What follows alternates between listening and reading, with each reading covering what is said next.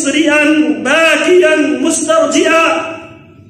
اس حالت میں جناب علی تشریف لاتے ہیں، مسرعا دوڑتے ہوئے تشریف لاتے ہیں، باکیا میرے علی میرے صدیق کی وفات پہ روتے ہوئے تشریف لاتے ہیں، مسترجعا اور ایک مومن ہونے کی حیثیت سے الذین اذا اصابتهم مصیبہ قالوا انا للہ وانا الیہ راجعون اولئک علیہم صلوات من ربهم ورحمہ واولئک هم المہتدون.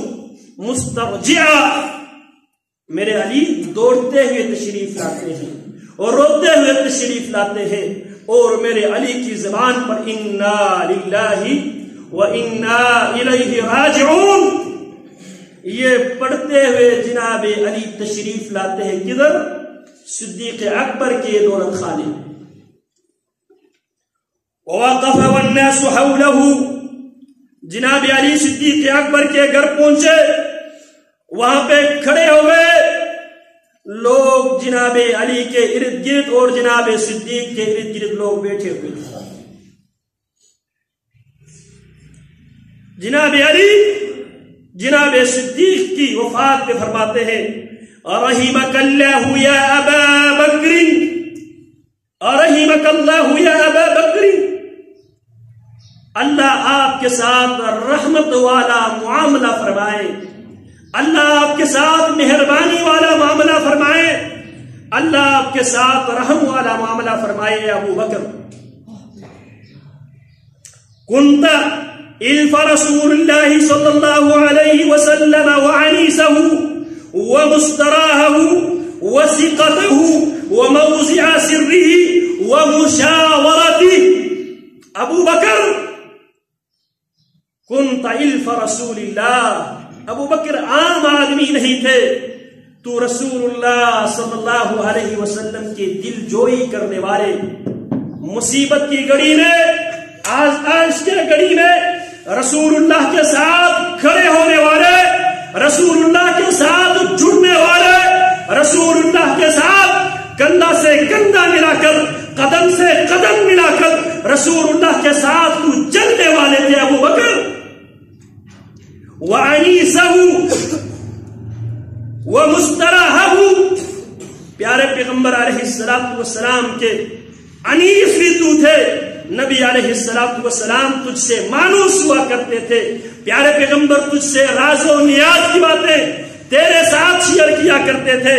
ومستراہ، اور پیارے پیغمبر تیرے پاس آ کر راحت آرام لیا کرتے تھے. غار سور میں 3 دن تک پیارے پیغمبر علیہ السلام کے انیس بھی پوری کائنات میں سے صرف صدیق اکبر تھے.